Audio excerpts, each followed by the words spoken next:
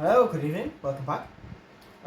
Tonight I am just trying to tie up a few loose ends on a couple of little projects I've got going on the side, in the background. If you've been watching my videos, you'll know I've got loads on at the same time. I've got a project here that I haven't spoken about on the channel before, but it's pretty close to being finished now.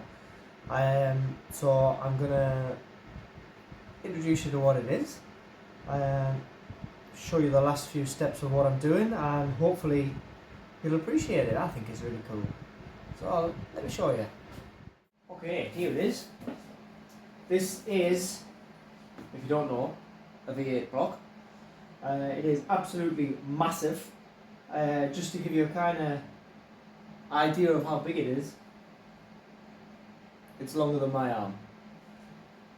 My fist can fit completely in the ball, and I can't lift this. I'm pretty sure it weighs more than me. I'm not a big man, but this is some unit. It is from a Plymouth Duster.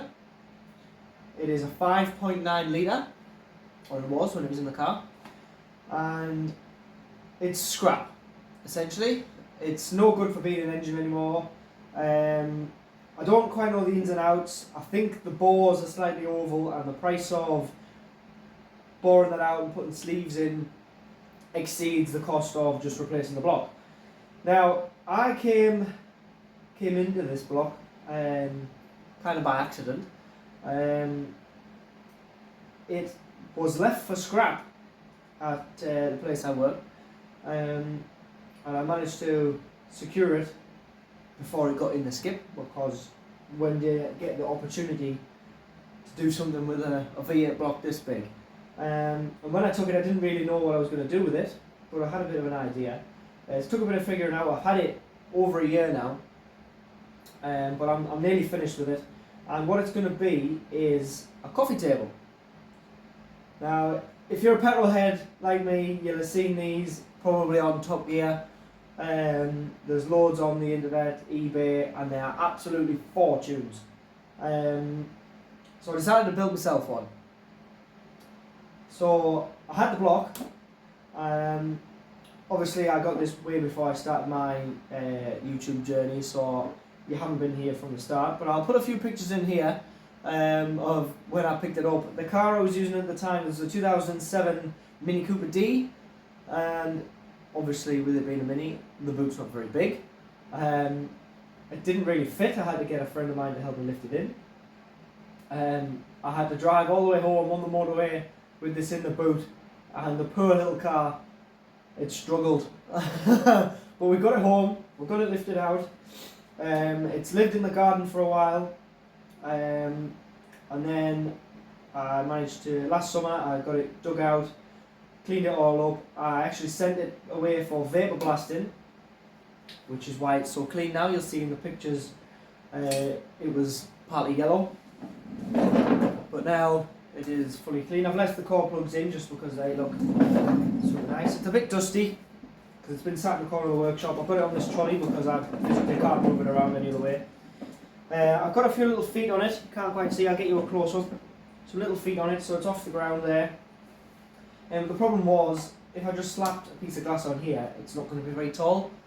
So I had to do a bit of digging, a bit of begging, a bit of borrowing, and I managed to source some pistons. Then, unfortunately, not the correct pistons for the block, but they are also massive.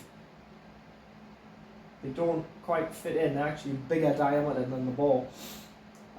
These are also from an American V8. I think they're from an LS. I might be wrong. But that doesn't really matter for what I'm using for, because these are also knackered. See the rods there? Got some wear on them. These were also destined for the skip. So, nice bit of upcycling there.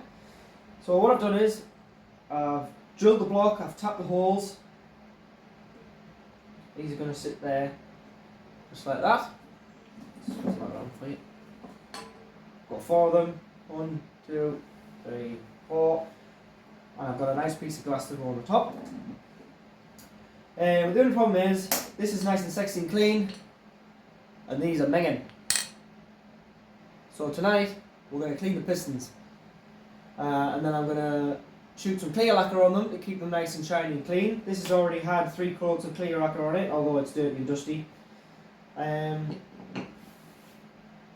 yeah, once that's done, I've got some nice stainless bolts to put in. So when the pistons are clean, we can get it put back together, paint the pistons, put it back together, get the glass top on it, and I think then we're going to have to find it a new owner. I would absolutely love to keep this in my house, but I've got 2 young kids at the minute, and there's nowhere in my house where this will be safe, and it's a waste really to shove it in a corner or put it back in the garden or in the shed or wherever. So if you're in the market for a V8 engine block table, drop me a message. It's not going to be fortunes. If it doesn't sell, I'll keep it. I have dabbled in doing daft things like this before. I'll put in a little picture on here. This is a lamp I've made out of a Classic Mini crankshaft and clutch and flywheel. I made that. I decided I was going to sell it. I had it on eBay for over a month. Didn't have a lot of interest in it, so that's in the living room now. So, but really, seriously, I probably can't keep this. So, if you do want a V8 table, before I put it on eBay, drop me a message and we'll work something out. But anyway, back on to what we're doing tonight. I've got a plan for these pistons. So let's get to the workbench and get started. So I've already had these soaking, or a few of them soaking overnight, and the grime just drops off. We've got a couple more to do. I've got a little brush here I'm going to use. I need to get into the gudgeon pinholes. What I'm using for this, believe it or not, is elbow grease all-purpose kitchen cleaner. You can get this from B&M, Home Bargains, all other good retailers, I'm sure. This stuff is absolutely amazing. If you've got greasy engine parts, this is the stuff. Comes in a nice spray bottle as well, obviously. So, load it on. It only costs a couple of quid a bottle as well. Load it in. Get this one soaking as well.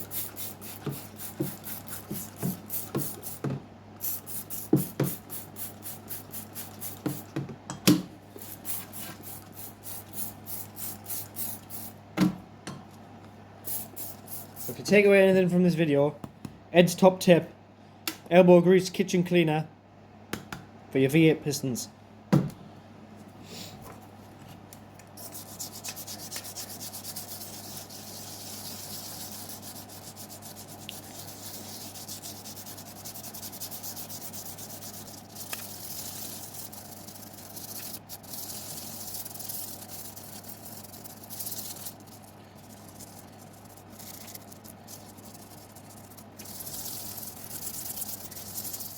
Got them soaking now, the worst two.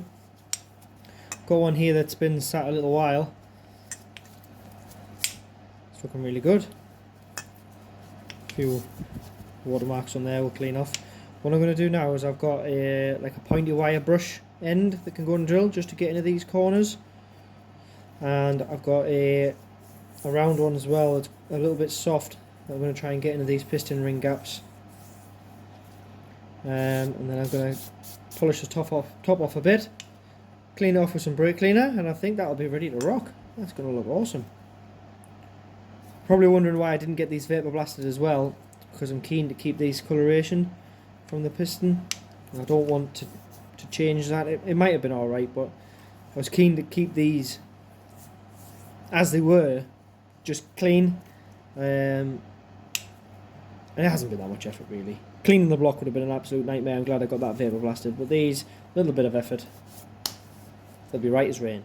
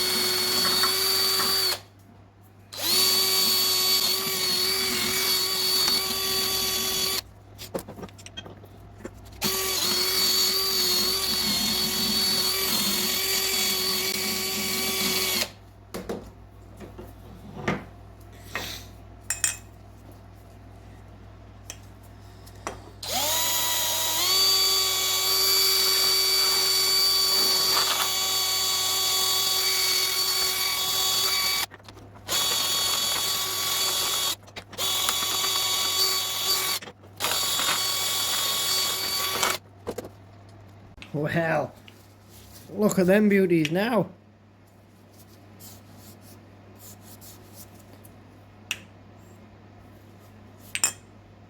Still just a little bit of residue in there, but it's all nice and sexy clean.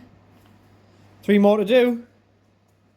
Pistons are all clean now. I just need to give them a bit of a rinse off. Before I do that, I just want to do something with this surface here. You can see it's very rough. This is obviously the big end on the Conrod. It's very rough, and I just need to run the grinder across that just to smooth it up, so when it meets the surface of the block, it sits a bit more flush. But I just wanted to, before I do that, explain why this is so rough. A lot of engines, you find these are completely smooth where the main cap, big end cap goes on.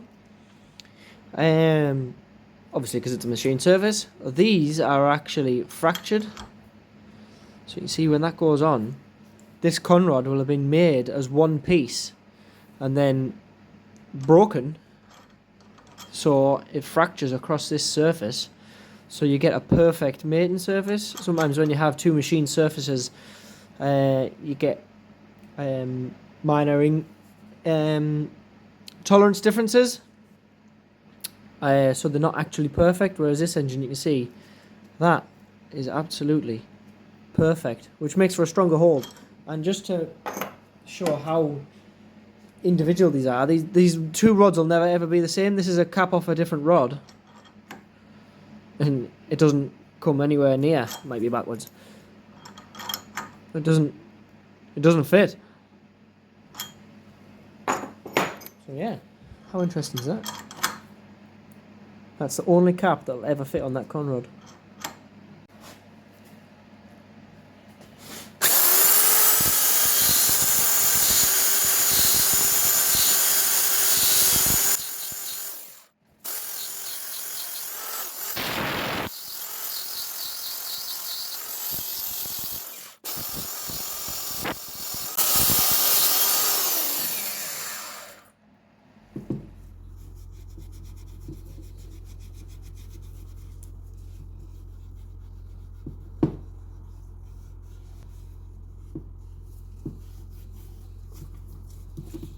Alright, so that is the pistons all nicely cleaned up. Just finished them off there. I've given them a clean with some soapy water, just finished them off there with a bit of wire wool. The only bit left really before I lacquer is these tops.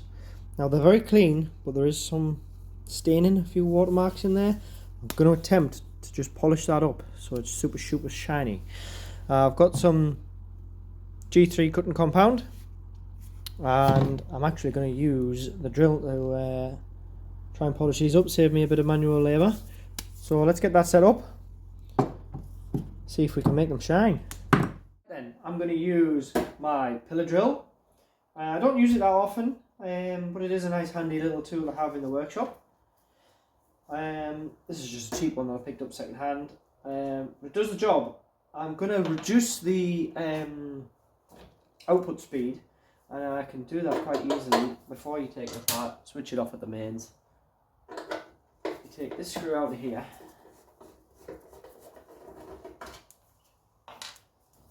flip the lid open.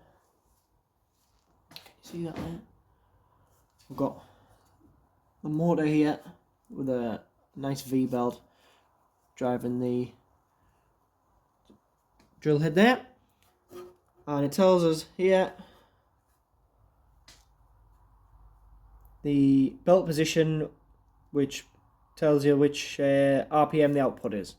So at the minute, just get your set back up. At the minute, that is third one from the top. That is 1,230 RPM. I'm going to drop that down a little bit. Dead easy, just slacken that nut. The motor moves. I'm going to go down another one to 890 RPM. Mainly because when I put some polish on, I don't want to end up looking like a Plasters radio. There we go, nice and easy. I'm not going to go all the way down because this machine doesn't quite like being all the way down, struggles a little bit to get started, and I can't be bothered with the tube tonight. Push that point back out. Do the little thumb turn up. Make sure there's not too much tension on there. It's nice. Shut the lid.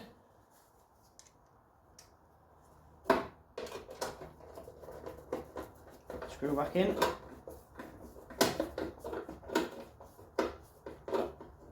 Go.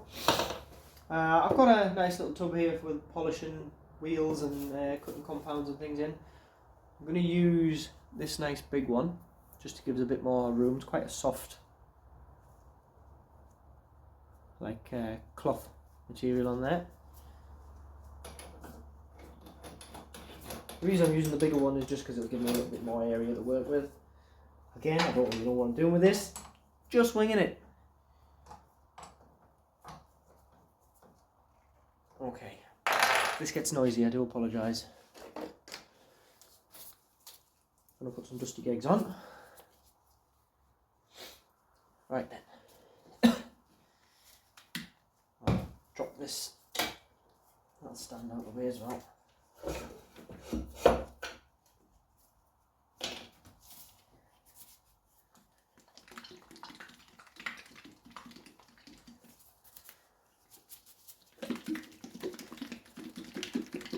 Right then. Let's give this a go, eh? Start with a little bit and work our way up.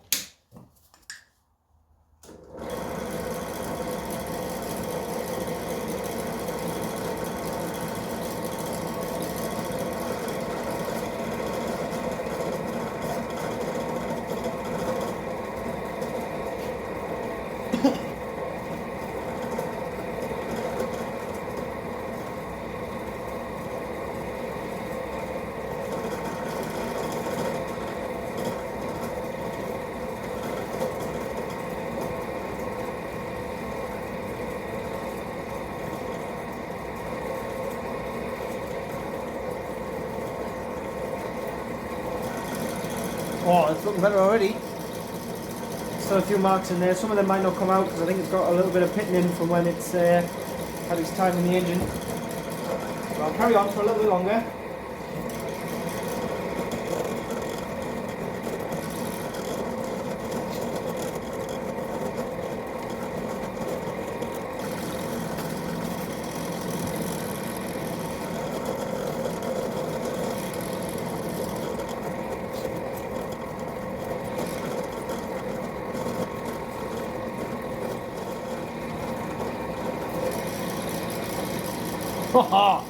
Look at the shine on that. Compared to one that I hadn't done. I don't think we're going to get much better than that. Them marks are actually embedded in the face. But I think that adds a bit of character to it, doesn't it? You can see them part numbers nice and easy now. Awesome. 3 more to go. Nice. How about that, huh? Shiny, shiny. Super clean. Ready to go on the top of my block. Not going to get much better than that, I don't think. I'm really happy with how they turned out, actually. So now I can get these set up. I'm going to give them a bit of a clean with some panel wipe, just to get any bits of polish off or any bits of water or blue roll or whatever that I might have left on there. And then I'm going to smash them with some clear coat, some lacquer, to make sure they stay that way. And then I've got some lovely stainless steel Allen head bolts to go in them as well. I'll bolt them on. I've already drilled the holes. They'll look top notch. We're nearly there.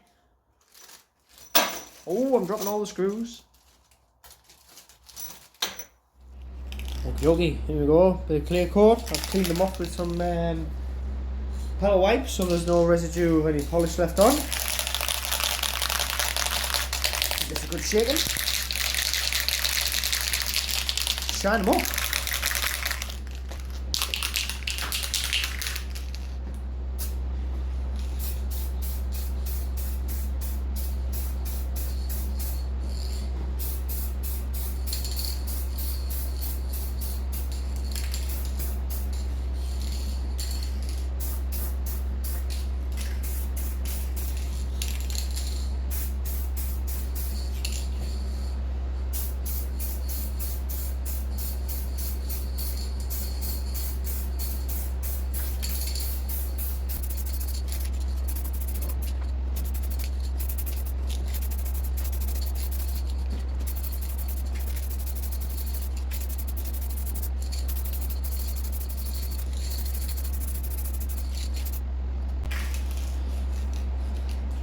Okay, give that a couple of minutes and then I'll smash a couple more coats on. I'm hoping for maybe 3 coats, and that should be enough. Here we go.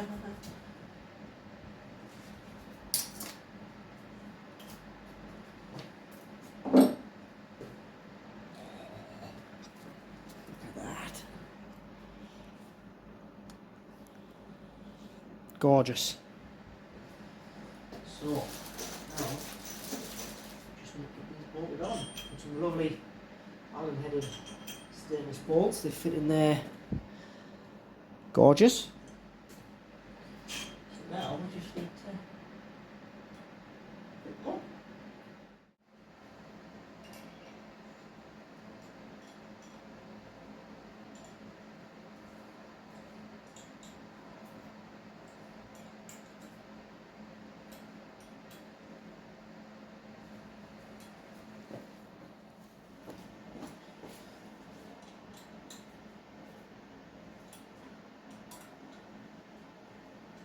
Okie dokie. Let's get the glass on, huh? Yes. Nice box. It's been laying inside of the workshop for forever. It's the safest place for it.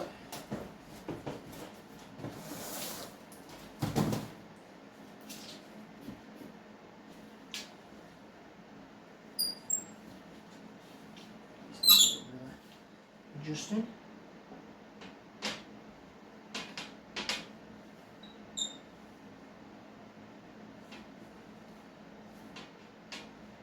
There we go, huh? How's that?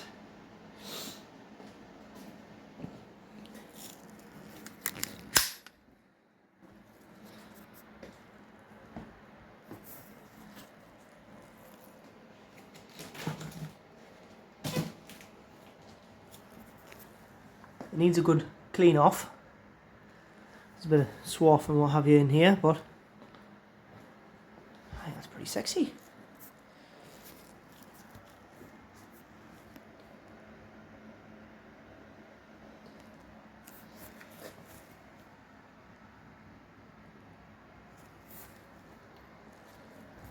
Not gonna lie, I really want to put this in my house. So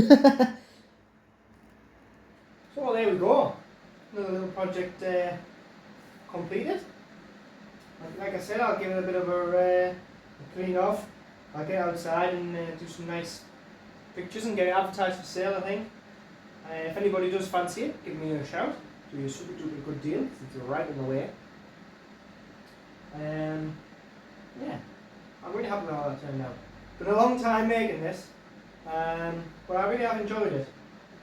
And I think I might have just took on another one,